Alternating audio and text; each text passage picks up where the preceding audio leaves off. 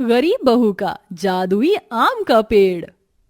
प्रेम बेटा, हैंडपंप से जरा एक और पानी की बाल्टी भर कर लाना। लेकिन क्यों माँ, आपने तो अभी इस पेड़ को इतना सारा पानी दिया और अब और पानी दे रही हो। प्रेम बेटा, ये पानी इस छोटे वाले पेड़ के लिए नहीं बल्कि बड़े वाले पेड़ के लिए है।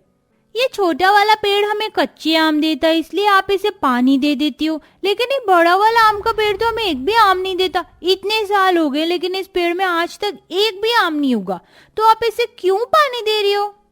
प्रेम, मुक्ति बेटा, जरूरी नहीं है कि जो पेड़ हमें फल दे हम सिर्फ उसी का ख्याल रखें, उसे ही पानी दे।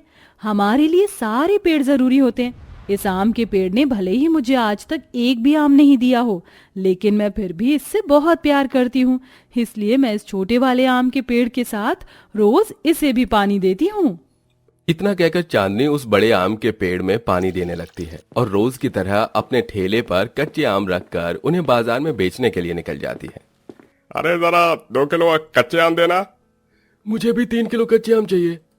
मेरे पास तो सिर्फ 4 किलो ही कच्चे आम हैं। एक काम करिए, 2 किलो आप और 2 किलो आप ले लीजिए।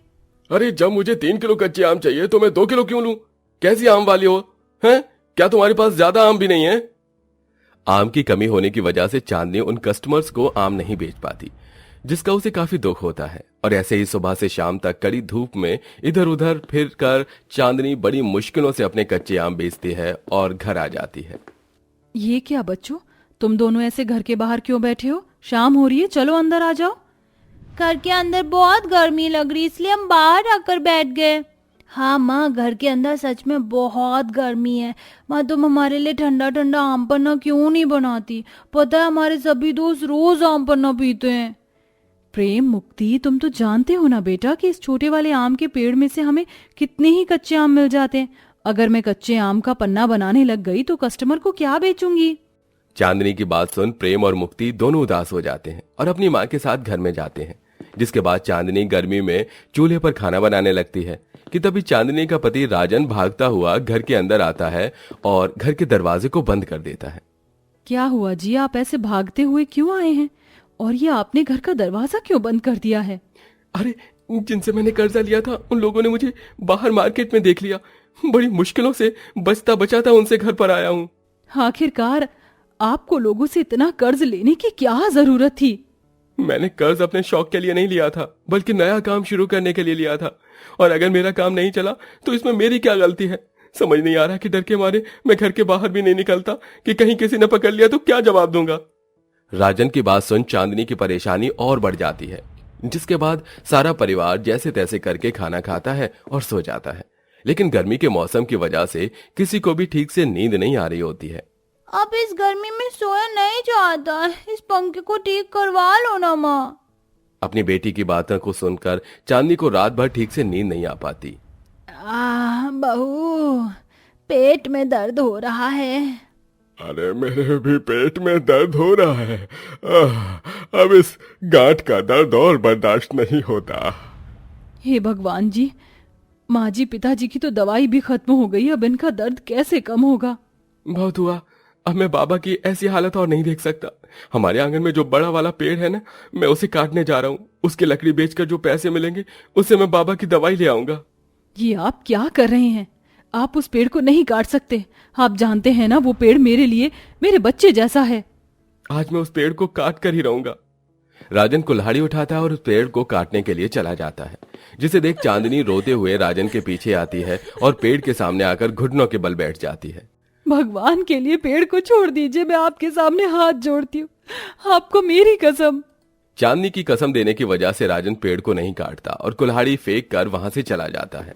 आज तो मैंने तुम्हें जैसे तैसे करके बचा लिया, लेकिन आगे क्या करूं समझ नहीं आ रहा है। भगवान, अब तुम ही मेरे पेड़ की रक्षा करना। चांदनी अपने आम के पेड़ से लिपट कर रोने लगती है और ऐसे ही कुछ वक्त गुजर जाता है। और एक दिन अचानक राजन ने जिन लोगों से कर्जा लिया था वो उसे पकड़ लेता है। आखिरकार तो लग ही गया हमारे हाथ। हाँ, बहुत भाग रहा था ना। अब देखते हैं तो हमारे कैसे कर्ज नहीं चुकाता है। राजन के पास कर्ज चुकाने के लिए बिल्कुल भी पैसे नहीं थे, इसलिए कर्जदार वाले उसे पुलिस के हवाले कर देते हैं। लेकिन इस परिवार पर मुसीबत यहीं नहीं रुकती। मोहन संगीता के पेट में गांठ होती है, जिसके चलते धीरे धीरे उनकी गांठ अब इतनी ज्यादा बढ़ चुकी थी कि डॉक्टर उन्हें ऑपरेशन की सलाह देता है। अगर जल्द से जल्द आपने इनका ऑपरेशन नहीं करवाया तो कल को इनकी मौत की जिम्मेदार आप होंगी। एक के बाद एक आ रही मुसीबत से चांदनी काफी ज्यादा परेशान थी। हमें इतनी गरीबी देकर क्या तूने हम पर कम जुल्म किए थे जो अब तू हमें ये दिन दिखा रहा है।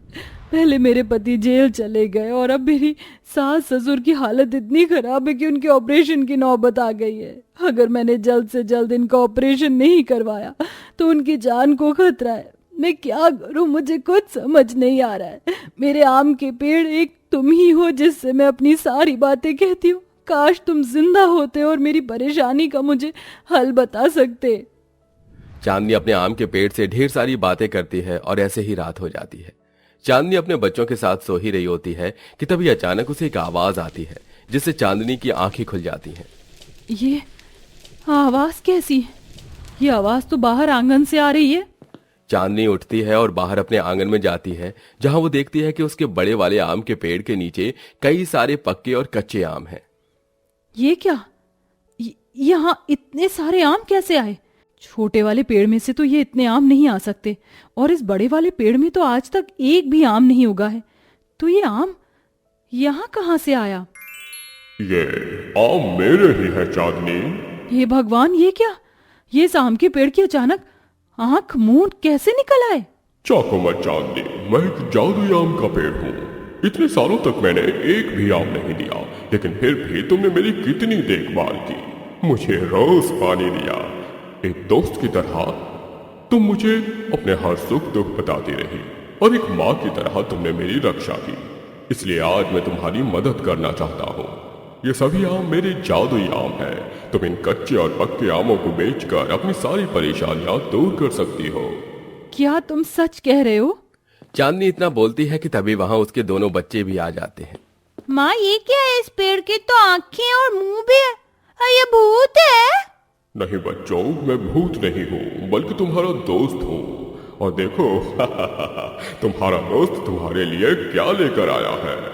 इतना कहते ही उस जादुई आम के पेड़ में से सुनहरी रोशनी निकलती है और साथ ही साथ ढेर सारे आम, आइसक्रीम, जूस और चॉकलेट्स, जिसे देख वो दोनों बच्चे बहुत खुश हो जाते हैं।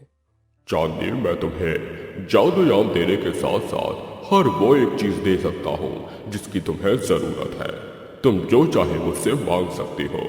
तो क्या आप हमें पंखा दे सकते हैं? हमारे घर में पंखा नहीं है, हमें बहुत गर्मी लगती है। प्रेम के इतना बोलते ही उस जादुई आम के पेड़ में से एक बड़ा सा टेबल फैन आता है, जिसे देख तीनों ही बहुत खुश होते हैं। वो जादुई आम का पेड़ चांदनी को ढेर सारे कच्चे और पक्के आम देता है, जिसे लेकर चांदनी अगले दिन आम रस, आम पन्ना, आम का अचार, आम पापड़ और मैंगो शेक बनाती है और उन्हें बेचने के लिए निकल जाती है। अरे वाह, ये मैंगो शेक तो काफी बढ़िया है और बाकी मैंगो शेक से काफी ज्यादा अलग भी है। सही कहा तुमने। और ये आम पन्ना कितना ज्यादा ठंडा है, इसे पीकर तो सारी गर्मी ही दूर हो गई। और साथ ही साथ ये आम का अचार भी काफी खट्टा और स्वादिष्ट है। जादुई आम होने की वजह से जो भी कोई उन आम की बनी हुई चीज खाता तो उसका दीवाना हो जाता, जिसके चलते चांदनी सिर्फ एक हफ्ते के अंदर ही इतने पैसे जोड़ लेती है कि वो सबसे पहले अपने सास ससुर का ऑपरेशन करवाती है। वहीं कर्जदारों के पैसे देकर अपने पति को जेल से निकलवा लेती है। जादुई आम के पेड़, तुम्हारा बहुत बहुत शुक्रिया। अगर तुम मुझे अपने जादुई आम ना देते तो मैं कभी भी ये सब नहीं कर पाती। तुम चिंता मत करो, मैं हमेशा तुम्हारे साथ हूँ। और हाँ, एक बात याद रखना, ये जादुई आम सिर्फ तुम्हारे मांगने पर ही तुम्हें मिल सकते हैं। बाकी समय देखने पर मैं बिल्कुल बिना आम का एक साधारण पेड़ लगूंगा, लेकिन मेरी असलियत सिर्फ तुम और तुम्हारा परिवार ही जानता है। चांदनी उस जादुई आम के पेड़ के बारे में किसी को नहीं बताती और उसके जादुई आम की वजह से चांदनी की माली हालत कुछ दिनों में काफी ज्यादा बेहतर हो जाती है। और अब चांदनी अपने पति के साथ मिलकर आम से बनी हुई चीजों का बिजनेस स्टार्ट करती है, जिसके चलते अब वो सभी लोग बिना किसी परेशानी के हंसी खुशी रहते हैं और गरीब लोगों की मदद करते हैं।